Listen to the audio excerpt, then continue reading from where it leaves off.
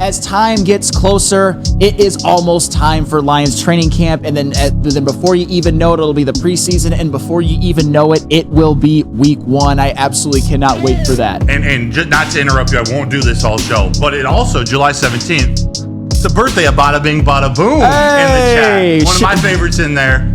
Bada Bing Bada Boom. Shout out. Happy birthday to you. Shout out to you. HBD. Hey, happy You ain't touched birthday. some wine? Hey, and in honor of Bada Bing Bada Boom, Flannel, this is from him in the chat. Flannel looks like a soon-to-be divorced arm wrestler who hasn't won a match yet in over 6 years. I take back my birthday wish. I'm kidding. Broder looks like he rode a wild dingo into work while going fisticuffs with a few gators on the way. Okay, Damn. Let's It's a lot can to we unpack. clarify in this context what dingo and fisty means? I think fisticuffs is like... I don't know about I know that. fisticuffs, but it's too easy. Too easy. Oh, my... There might be some fisticuffs at Lions training camp. There might be some fisticuffs at Lions hope training so. camp. See you later. And before we get into the Lions and the NFC North conversation, Mina Kimes. We all know Mina Kimes. She was kind enough to join the Woodward Heavyweights a while back. Shout out. She named DJ Reader to the Lions as one of the under-the-radar offseason acquisitions on SportsCenter. She also mentioned Andrew Van Ginkel to the Vikings. But yeah, DJ Reader, I think we would all agree in terms of, I mean, it's in some ways it's not under the radar, but in other ways it's like, yeah, Brad Holmes didn't make the Danielle Hunter signing or the Brian Burns or anything like that, but DJ Reader is kind of exactly what this Lions team needs, and I think it's going to make a huge difference on their defense. So do you agree with Mina Kimes that DJ Reader is one of the better under-the-radar offseason signings in the NFL? I do, and she said it was either on SportsCenter or NFL Live, and I'm trying to remember what she said about it, but I think because DJ Reader wasn't in that category of the Christian Wilkins, those massive defensive tackle contracts, it just kind of, it wasn't at the start of free agency. It took a couple days, but then the Lions pounced, and it's a really team-friendly 2-year, $18.5 million deal. It just kind of happened, and we feel the excitement, but I don't know if it's getting enough love nationally. That is actually a better comparison, I think, the Christian Wilkins one, because Christian Wilkins makes a lot more money, but I'm not so sure he's going to be more effective on the Raiders than DJ Reader is on the Lions. But we shall see how that plays out.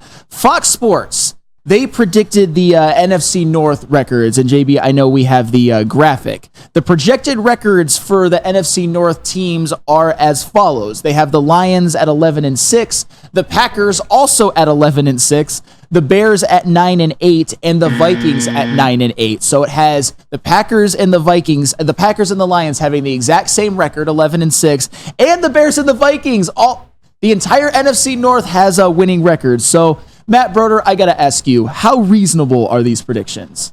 I think they're close. I don't know if I agree with all of them. Like, I think the line 11-6, I'm cool with that prediction. Mm-hmm. Even the Packers having a good season. I don't know if they have 11 wins in them, but I expect them to at least be at 9-10. And then depending on what we see, maybe they are one of the better teams in the NFC, especially if Jordan Love continues how he played the second half of last year.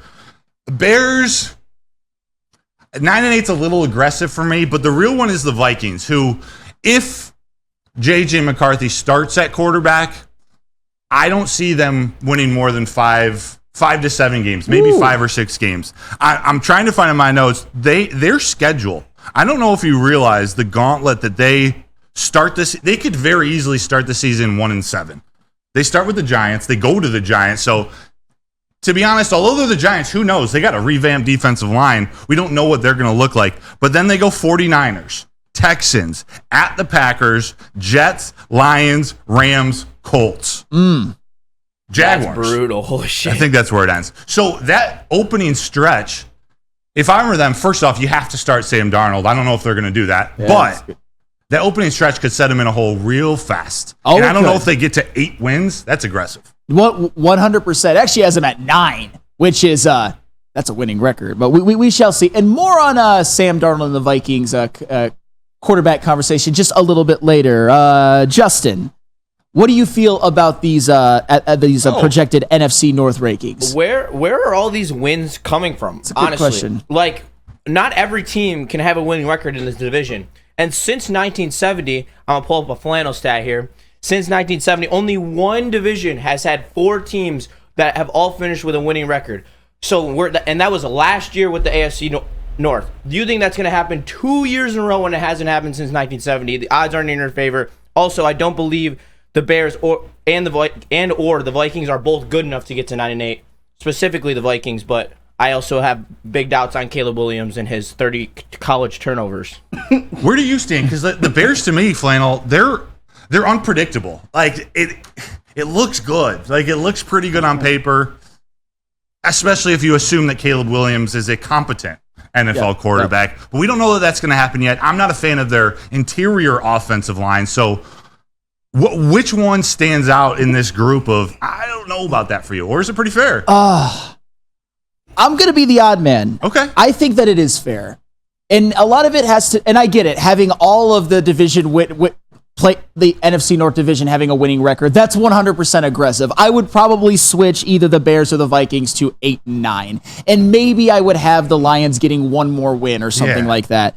Or maybe the Lions having 11 and the Packers having 10. But I think it's going to be one of the better divisions in the NFL. Obviously, we know the Lions. We're going to talk about them till the end of time, how much we believe in them. The Packers, they made the playoffs last year. I like some of their acquisitions, like Xavier McKinney in the safety room is probably my favorite. We obviously know Jordan Love. He's probably primed to have another good year. The wide receiver room, they've got a talented team. The Bears, I think the Bears are going to be good. Personally, like 9-8. By good, I mean like 9-8, 8-9. I think Caleb Williams is going to be an upgrade over Justin Fields. I like their receivers, their defense.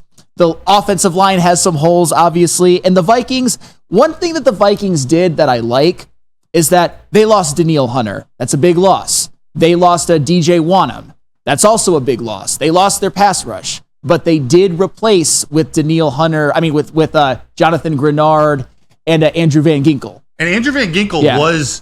So Mina Kimes gave three different players around the NFL as her underrated offseason signing. Andrew Van Ginkel was one of the three. Yes. And Azeez El-Shahir, the linebacker, who went from San Francisco to Houston to reunite with D'Amico Ryans, his coach, and his DC in San Fran. Yeah, and I got to give credit to this guy as well. There was some talk about whether or not Justin Jefferson was going to hold out, whether he was going to... I know some people think that he's a diva and everything, but he did re-sign. And we all know that he is the best receiver in the NFL. There's no doubt about it. One of the best receivers I've ever seen. Where do you... Oh, sorry. Go ahead. No, go ahead. I was just saying, what are your thoughts? And you don't need to go in too much depth because I'm going off script here, but what do you think of Kevin O'Connell? Like, are you a fan of his? Yes. I ask you because I've recently turned. I used to think he was just kind of goofy. I didn't really believe in him. But honestly, the more I've seen him both on quarterback with Kirk Cousins and with Justin Jefferson on receiver, I can see how he connects with his team and how they respond to him. Yeah. So we know he's a smart guy. Yeah. I mean, they made the playoffs his first year. And I get it. They were a bit of a fraudulent division winning team, but they made it. And then last year... Just to lose to the Giants. That's fine. That's 100% fair, but they did win that division. And then last season, I mean, Nick Mullins was the starter for half the year. And then you had Josh Dobbs and guys like that. If Kirk Cousins doesn't get hurt, maybe they do make the wild card. Maybe they're in the Packers' place. Maybe they beat the Lions once or I'd say once, definitely not twice. We shall see. And I'm going to read a couple of these comments because I think some of them are wild. Denver Blair, and I've never understood all of the love and the fear that Lions fans have for Justin Fields. He can't throw worth a damn, but that's neither here nor there. He says, let's fear Caleb Williams, who hasn't played a snap in the NFL. Okay, but he says Justin Fields was a stud in college. Caleb Williams was trash. Caleb Williams had a Heisman Trophy, bro. That's if you want to say that last season the Notre Dame game gives you cause for pause, I'm not going to argue on that. He went up against a tough defense, did not look so good. But to say that Caleb Williams was trash in college, I think that's absolutely insane. And Easy says something about the Vikings. Dallas Turner. Maybe Dallas Turner is that guy that can step right onto the field and be a difference maker at edge rusher. You see that all the time. And you saw it a couple years ago with guys like Hutch and Kayvon Thibodeau. So we shall see. It's going to be an interesting division, that is for sure. I want to get JB's thoughts on this, though. Lions at 11-6, Packers at 11-6, Bears at 9-8, Vikings at 9-8. Is that reasonable? What changes would you make? I guess it's reasonable. like I said, I kind of agree with Justin. I don't know where they're getting all these numbers and these wins from. The Vikings, that number definitely needs to go down quite a bit.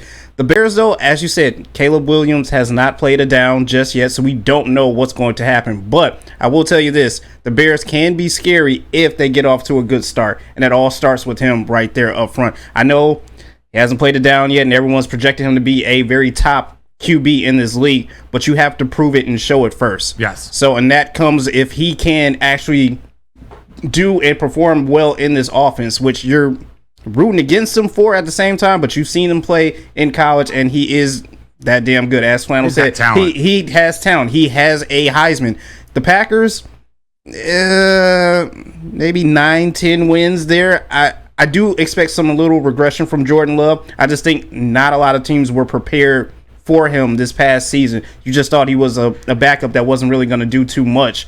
But now everyone has got tape on him, and they know that the talent that he has. So there is not going to be any more, under the radarness for Jordan Love anymore. Teams know what he has, but it's Lions above everyone else. Still, Packers and Bears are two teams you got to worry about, and you just got to wait till the season shows up. No, that's 100% fair. I think we all agree that it's going to be one of the tougher divisions in the NFL. It's not going to be there's going to be more tough games for the Lions, but the Lions improved enough to where I think they can handle it, and at the absolute worst, be good enough to win the division, although Lions' aspirations are much higher than that.